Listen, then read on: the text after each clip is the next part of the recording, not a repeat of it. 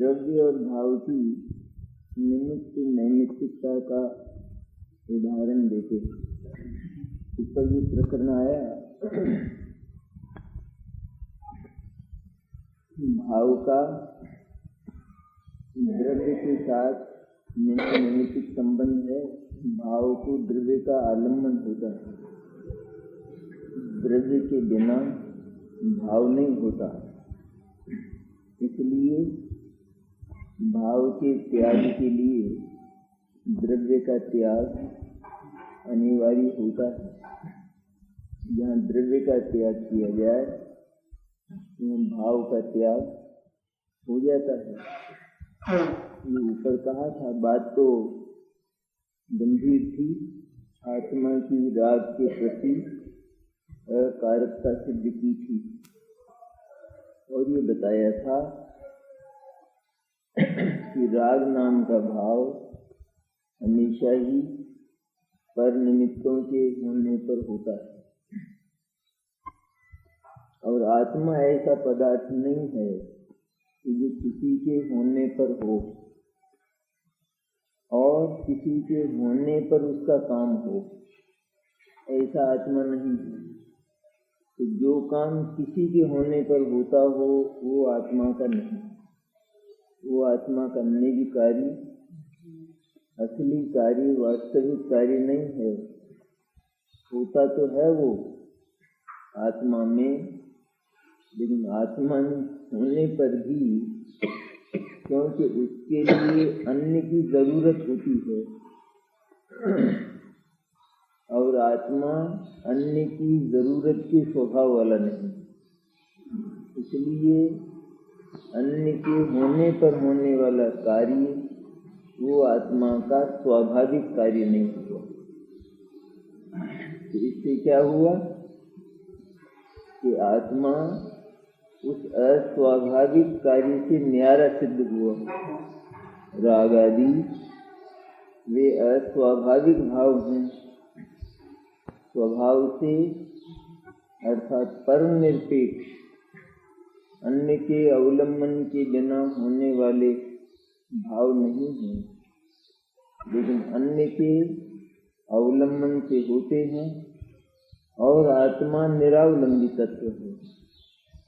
इसलिए वे भाव आत्मा के सच्चे भाव, वास्तविक भाव, आत्मा के लिए सुखद भाव नहीं हो सकते। तो आत्मा के उस भाव का नाम राग है। राग में स्निग्ध भाव, चिकना भाव। ये कहा था ऊपर कि आत्मा रागादि भावों का अकारक है, क्योंकि वह होने वाले स्वयं उसी भी पर्याय में होने वाले रागादि भावों से उसका स्वभाव उसी समय न्यारा है। तो दो प्रकार की बात हो गई कि एक तो रागादि भावों की वैभाविकता, उनका विकारित्व, एक उसी समय आत्मा में होने वाले रागादि भावों के समय ही आत्मा का रागादि भावों से भिन्न स्वभाव रहना। रागादि भावों से आत्मा के स्वभाव की भिन्नता सिद्ध हुई न बात। अगर उसी समय रागादि भावों के समय रागादि से विपरीत प्रकार का स्वभाव न हो, ये रागादि भाव विकार हैं, ये कैसे सिद्ध होगा? नहीं होगा न? तो राग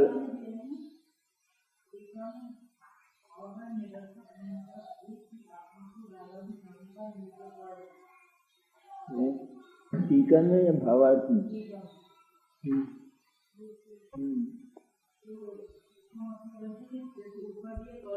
आत्मा में प्रेम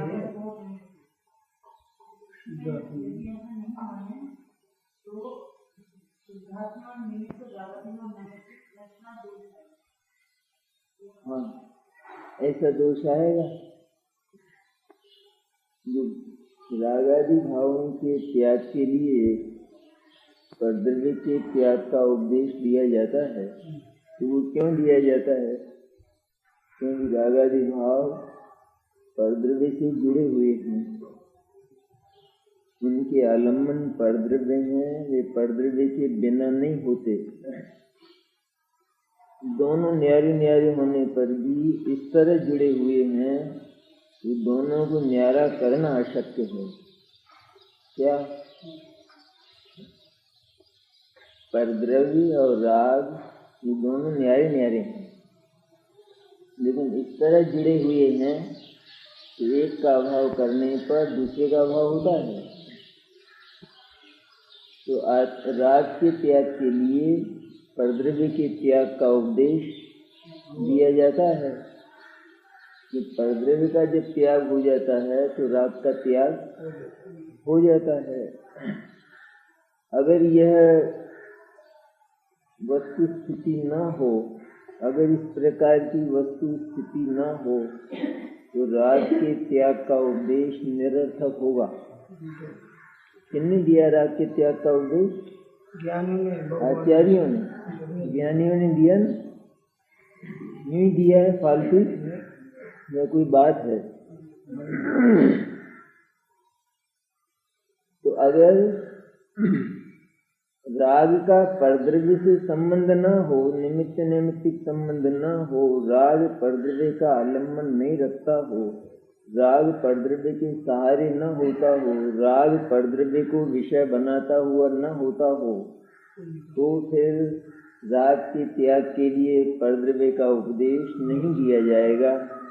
यदि दिया जाएगा तो निरर्थक होगा, क्योंकि परद्रव्य का त्याग तो हो जाएगा, राग का त्याग नहीं होगा, तो निरर्थक हुआ उपदेश।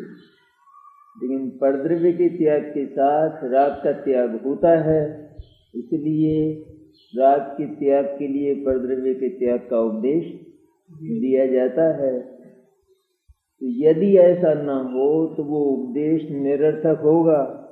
फिर क्या होगा?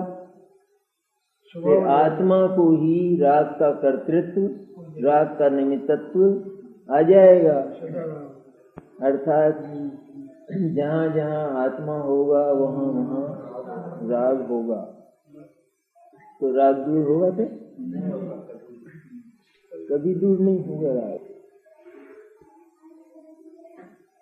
किसी को जुकाम होता हो ना, जुकाम रहता है तो वो कहता है कि मुझे सर्दी लग जाती है, यूँ कहता है मेरा स्वभाव ही हो गया, जन्म से ही ऐसा ही है, ऐसा कहता है। तो उसको क्या कहा जाता है? ठंड से बचो, सर्दी से बचा करो। सर्दी से कहे को सर्दी मेरी कौन लगती है? सर्दी भले ही तुम्हारी कुछ नहीं लगती हो, लेकिन ये तुमको जो सर्दी होती है अपने भीतर, ये इस सर्दी के नहीं होने पर नहीं होती, इस सर्दी के होने पर ही होती है, इसलिए इससे बचा करो। ये उपदेश सार्थक है निरर्थक है? सार्थक है। बस यही बात कहते हैं कि राग के अभाव के लिए परद्रव्य से बचा करो, ऐसा कहते हैं। तो उसका अर्थ क्या हुआ कि अपने भीतर रहा करो, अपनी वृत्ति को समेटकर अपने भीतर रखा करो, ये उसका तात्पर्य होता है। वह निरर्थक होने पर आया नहीं। एक ही आत्मा को रागादि भावों का निमित्तत्व आ जाएगा, जिससे नित्य कर्तृत्व का प्रसंग आ जाएगा, और फिर जिससे मोक्ष का अभाव सिद्ध होगा। इतना तक होगा। आत्मा हमेशा ही राग करने लगेगा और तब कभी भी मोक्ष नहीं हो सकेगा। हुआ नहीं। अब दो गाथाएं हैं, द्रव्य और भाव की निमित्त नैमित्तिकता का उदाहरण देते हैं।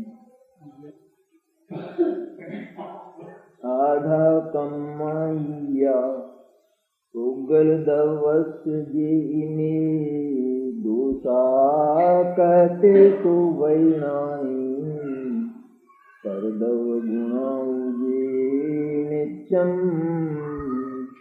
आधा कम्मम उद्देश्यम पुगलमयम इमं दवम कथम होई कयम जम नित्यमचेयणम उत्तम।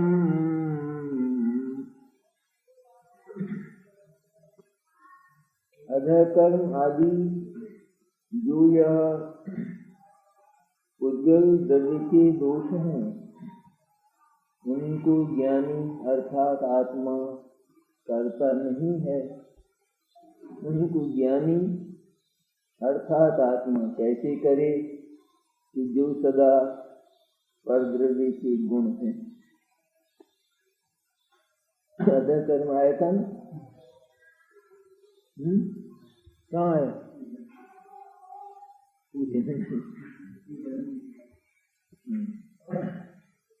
मेरा क्या कितना है? अधकर्म आदि जो यह उद्गल द्रव्य के दोष हैं, उनको ज्ञानी अर्थात आत्मा कैसे करे कि जो सदा परद्रव्य के गुण हैं। ये अधकर्म आदि दोष मन पाप से उत्पन्न किया गया आहार का दोष है ना, अधकर्म। तो अधकर्म न पाप कर्म, तो वो तो वैसे भी पाप से ही पैदा होता है। आहार तो पुण्य से होता है। आहार तो पुण्य से दिया जाता था, इसलिए पुण्य का उद्देश्य।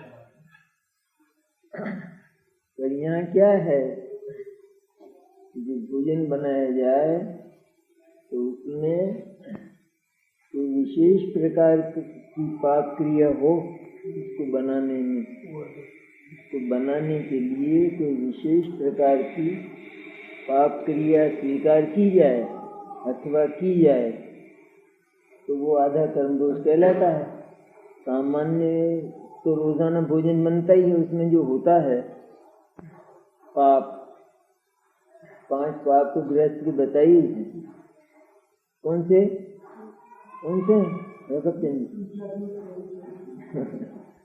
ये है क्या 5 पाप?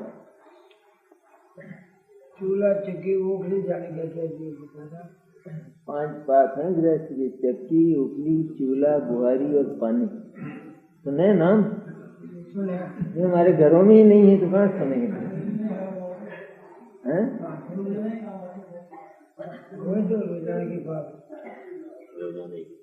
पंचसून कहलाते हैं। पंचसून, चक्की, ओखली, चूल्हा, बुहारी और पानी, ये तो है ही सही कहते हैं, इनकी नहीं बात करते हैं हम। लेकिन इनमें भी कोई विशेष प्रवृत्ति अपने आया था ना, लिखाया था ना कैसे होता है वो। तो वो आहार किसी विशेष पाप प्रवृत्ति को लेकर बनाया जाए, उसके लिए कोई विशेष पाप किया जाए, और पाप से तो वो आधा कर्म से उत्पन्न आहार कहलाता है। पाप करके कमाया गया जो पैसा है उससे भी आहार दिया जाए तो वो आधा कर्म हुआ नहीं। वो तो खुद के ही खाने लायक नहीं।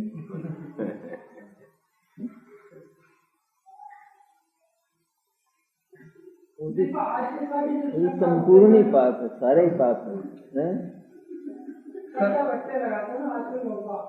सट्टे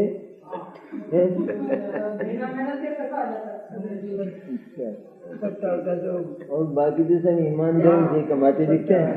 जो अपने करते हैं उसका नाम जो है, और तो सब ईमानदार से कमाते हैं ना। जो अपन करते नहीं उसका नाम लेना अपन करते हैं उसको छिपाए। वो तो सारी चैनल खराब है, फिर नीचे से लगाकर ऊपर से सब रिश्वत खाते हैं, कोई बचा नहीं फिर। इसलिए वहाँ तो वो स्वयं की करने लायक आहार नहीं है, मुनिराज को देने का तो मन शुद्ध, वचन शुद्ध, काय शुद्ध, जल शुद्ध।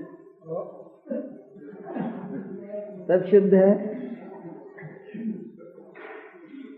शुद्ध जगह का हुआ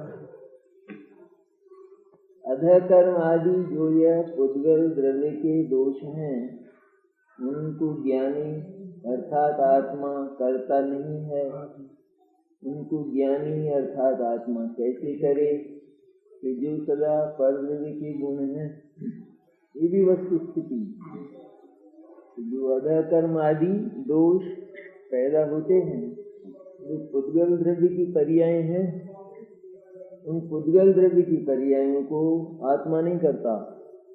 ये पुद्गल द्रव्य के दोष हैं, मैंने वे पुद्गल द्रव्य की पर्याय हैं, उनको आत्मा करता नहीं है।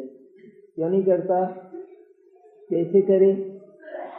कि जो बिल्कुल दूसरे के हैं, जिनका स्वामी दूसरा है, उनको बिल्कुल भिन्न आत्मा, दूर रहने वाला आत्मा, उनका स्पर्श तक न करने वाला आत्मा कैसे करे? ये तो वस्तु स्थिति बताते हैं। इसलिए अधः कर्म और उद्देशिक ऐसा यह पुद्गलमय द्रव्य है, वह मेरा किया कैसे हो कि जो सदा अचेतन कहा गया है। इसलिए पाप से उत्पन्न हुआ आहार और उद्देश्य पूर्वक बनाया गया आहार, उद्देशिक माने मुनिराज के उद्देश्य से बनाया हुआ। उद्देश्य ये क्या? उद्दिष्ट और उद्देशिक। उद्दिष्ट तो वो आहार, उद्देशिक माने उद्देश्य से बनाया हुआ। ऐसा जो उद्देश्य से बनाया हुआ करते हैं, उनके लिए उद्दिष्ट नहीं। इनके लिए उद्दिष्ट है कि जो उद्दिष्ट नहीं ग्रहण करते, उनके हेतु बनाया गया वह आहार उद्देश्य कहलाता है। हुआ तो आत्मा के परिणाम से, बेचारा वो तो ज्यों का ज्यों ही है। आहार तो जो बनना था वही बना, लेकिन उसमें जो उद्देश्य किया गया, किसी का उद्देश्य उसके साथ जोड़ दिया गया, तो वह उद्दिष्ट हुआ। तो जो उद्दिष्ट भोजन नहीं करता, उसके निमित्त से बनाया गया आहार उद्देश्य होता है। वैसे तो गृहस्थ के भोजन में अतिथि संविभाग होता ही है, होता नहीं? हमारे यहाँ घर में 5 आदमी हों और वे 20 रोटी खाते हों, तो 20 ही बनाएगा? नहीं, 25 बनाएगा। 25 बनाई तो फिर उनके लिए बनाई होगी। नहीं बनाएगा। क्या मतलब? तो उद्देश्य की हुआ फिर 20 रोटी खावे तो 20 ही बनावे, एक आध और गाय की बना ले। पात्र वात्र तो अपने यहाँ कहाँ रखे?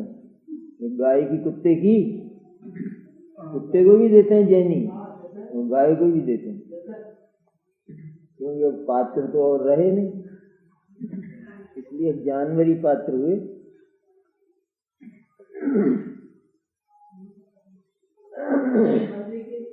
तो उनके तो मैंने वो जितना एक मंदिर की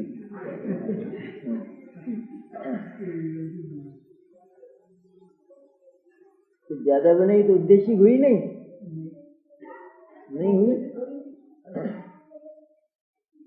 उसमें एक कल्पना रखता है नहीं पात्र की? पात्र की कल्पना रखता है नहीं? रखता है। उद्देश्य नहीं हुआ? क्या नहीं हुआ? जो पात्र की कल्पना रखी आहार में, तो उद्देश्य क्यों नहीं हुआ? या नहीं रखना चाहिए पात्र की कल्पना? रखना चाहिए है? रखना चाहिए।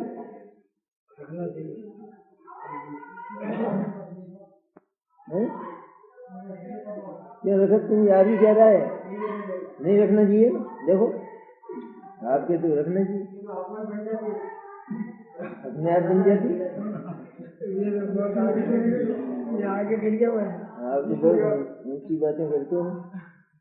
अभी बनाने से बनती ऐसे बन जाती है क्या? वो 1-2 बज जाएगी दे दे मैंने। कल्पना तो नहीं रखे ना उसमें पात्र की।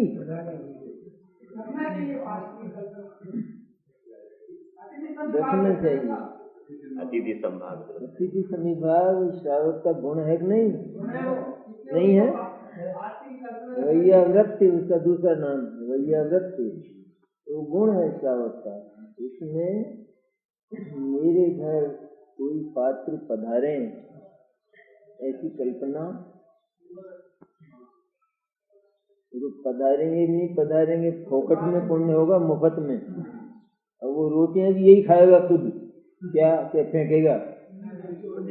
4-5 रोटी ज्यादा बनाई है ना, उनको कौन खाएगा? खुद ही खाएगा। अब पुण्य कौन बांधेगा? एक रोटी गई नहीं और पुण्य कितना बंधा? चीजों से बनता है पुण्य? नहीं, चीजों से ही बनता होगा।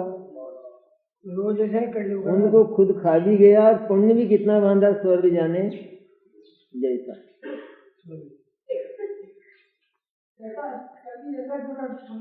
हाँ, कभी ऐसे भाव करके कर लेना तो कुछ ज्यादा बंधेगा। तो कोई आवे भी नहीं, मैं ही खाऊं, है ना?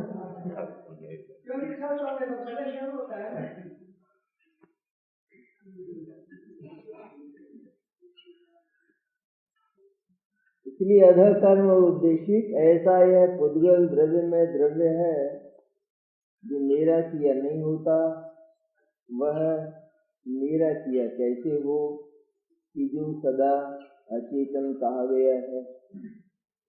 ये जो पुद्गल द्रव्य है भोजन, तो वह पुद्गल का परिणाम है। वो पुद्गल का किया होता है, मेरा किया नहीं हो सकता, क्योंकि वह अचेतन और मैं चेतन हूँ। ये तो वस्तु व्यवस्था बताई। अब आगे निमित्त निमित्त संबंध की चर्चा।